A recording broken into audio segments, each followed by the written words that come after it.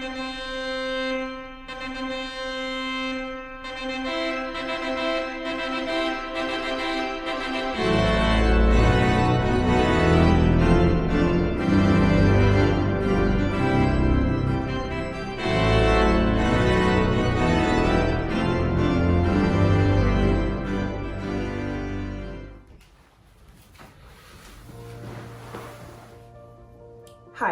my name is Lydia Schrog. You've probably heard the phrase, something old, something new, something borrowed, something blue. But I'm here to introduce Something Green. I created Something Green to be an online wedding planning resource for couples who want to minimize the wastefulness of their celebration. My partner and I got engaged in October. We quickly found a gap in what kinds of resources for sustainable wedding planning already exist. There were tips of what to look for in a broad sense, but nothing specific to Seattle. Knowing to look for caterers that source ingredients locally is great, but not especially helpful when there are hundreds of caterers to filter through. And so, Something Green was born to fill that gap. Now before we get on with the video, there are some terms you should know. Inspired by wedding photographer Tia Nash, I'll be using the gender-neutral term marrier in place of bride or groom. Second, it's important to clarify what kind of wedding this project is focusing on. There are all kinds of cultural wedding norms from around the world. My guide is specifically catered toward what is sometimes called a white wedding. Named for Queen Victoria's iconic white wedding gown, this term refers to your stereotypical American or British wedding, the kind of wedding depicted in movies like Bridesmaids, 27 Dresses, and The Wedding Planner. There are so many other kinds of weddings, but I had to start with a narrow scope for this project. Finally, what does zero waste really mean? Planning any major event with zero waste can sound intimidating or even impossible. However, drawing on definitions from the United States Environmental Protection Agency, zero waste in this context refers to any practice aiming to reduce waste through the practices of recycling, reusing, and ultimately reducing consumption. So let's talk about weddings. The wedding industry promotes events that are extravagant, expensive, and wasteful. When you start wedding planning, it's easy to be overwhelmed by options and inspiration. Scrolling through social media shows endless examples of what a wedding should look like, and tips on how to achieve that dream celebration. There are a lot of seemingly unspoken expectations for how to plan a wedding. Not only that, but white weddings have a long history of etiquette and tradition. If marriers choose the traditional route, there are even more expectations for what to include.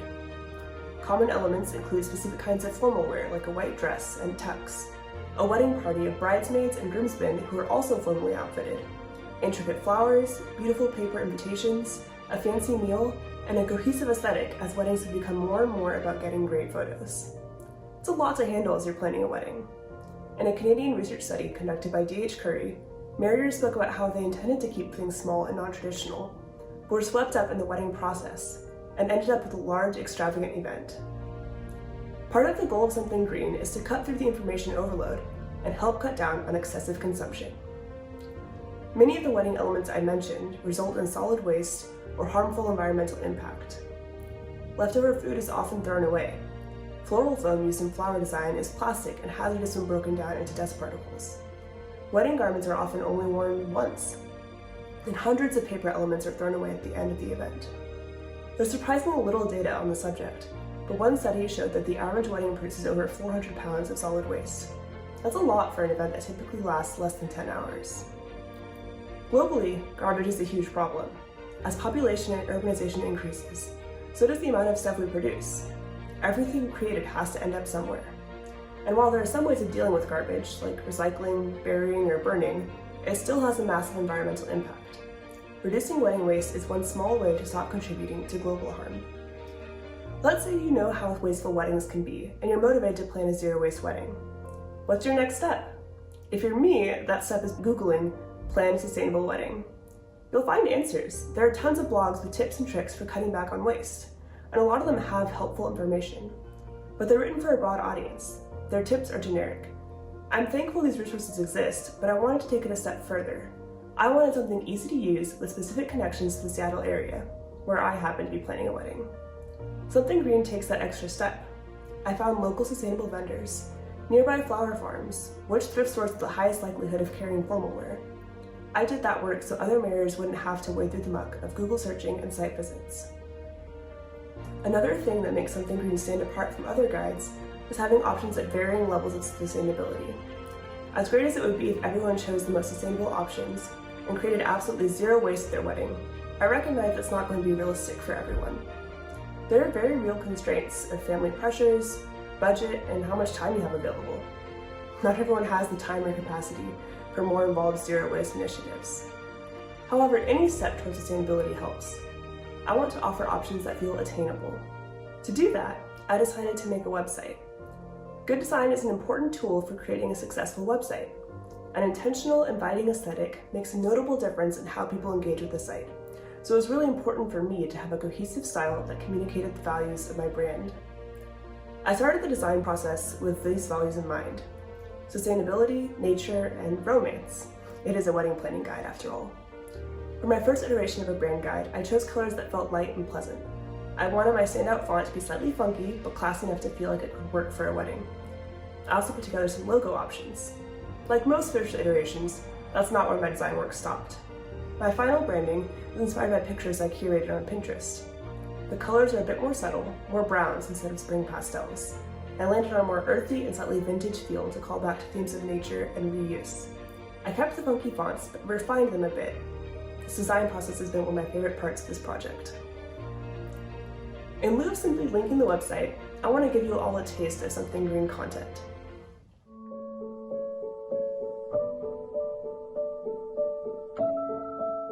One stereotype about weddings is that brides are primarily excited about finding a wedding dress.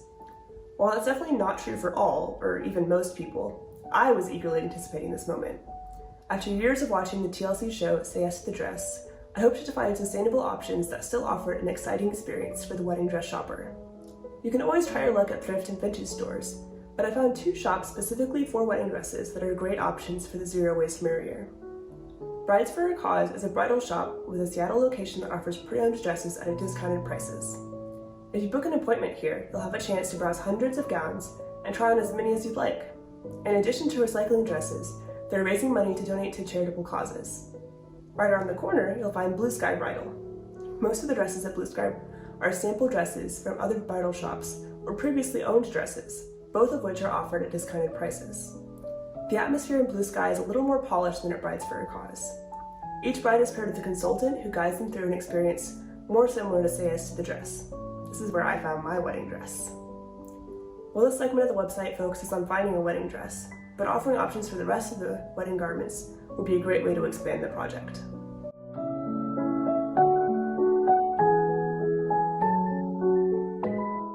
You have no idea how many confused relatives were calling me up when my fiance and I opted not to send paper invitations. But we did opt out. We sent email invitations because we weren't particularly attached to the formality of paper invitations. We wanted to cut down on waste and cost. It worked for us.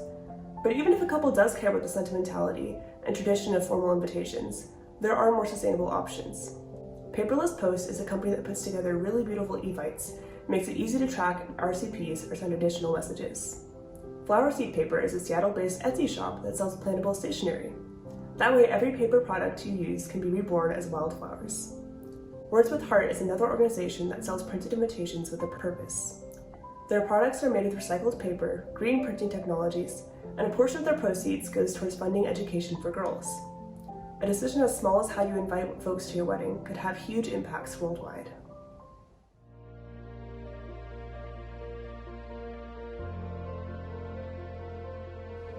This project isn't just a taste of what a zero-waste wedding guide could be. There are a million decisions to make when planning a wedding, and I've only touched on 4 of them so far: garments, papers, flowers, and food. There were a few limiting factors in the production of this project. 1, there really isn't that much data on wedding waste. What few sources I could find pointed back to the same point of data, found in a book published almost 15 years ago. I knew from experience that weddings were incredibly wasteful, but I had a hard time finding solid data to back that up. Second, the scope of the project is limited because my capacity is limited.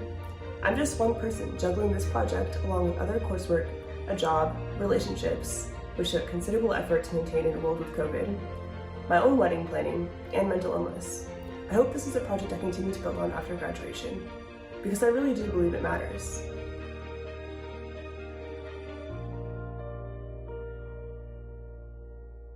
Though I chose not to fully integrate my own wedding with the project, I did make choices aligned with my suggestions on something green.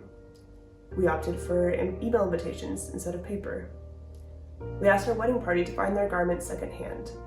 I went shopping at Brides for a Cause in Blue Sky Bridal, and I did find my dress there. We're trying to source decor from Facebook Marketplace, and only purchase things we can repurpose or pass on to another marrier after our wedding. It was a little hard at first to break away from ideas about what a wedding should be like, but I'm so glad to be planning a celebration that feels more authentic to our values as a couple. I hope something green can help other marriers make that switch too. So where does that leave us? I've already laid the groundwork, prepared the soil and planted the seeds, if you will. I've done the research, built a brand guide, and begun the work of running a blog. The next step is to tend the plant, or to publish it. At the time of this video, I'm close to ready to publish the Something Green website. Once I finalize a few details, it'll be ready to share, and I plan to share this project in several wedding-oriented Facebook groups I'm a part of. And then we'll see what happens. I would like to continue expanding the site post-grad. I would especially like to add some real-life examples from my own wedding in August. And after that, who knows? It would be great to find like-minded individuals who are invested in reducing waste in the wedding industry who could come alongside me and eventually take over this project. Whether any of that happens or Something Green ends with that final canvas assignment, I believe in the mission of this project. Weddings don't have to be extravagant displays of wealth riddled with single-use items. We can host beautiful, meaningful events and help protect our planet. I'm making the switch, and you can too. Thank you.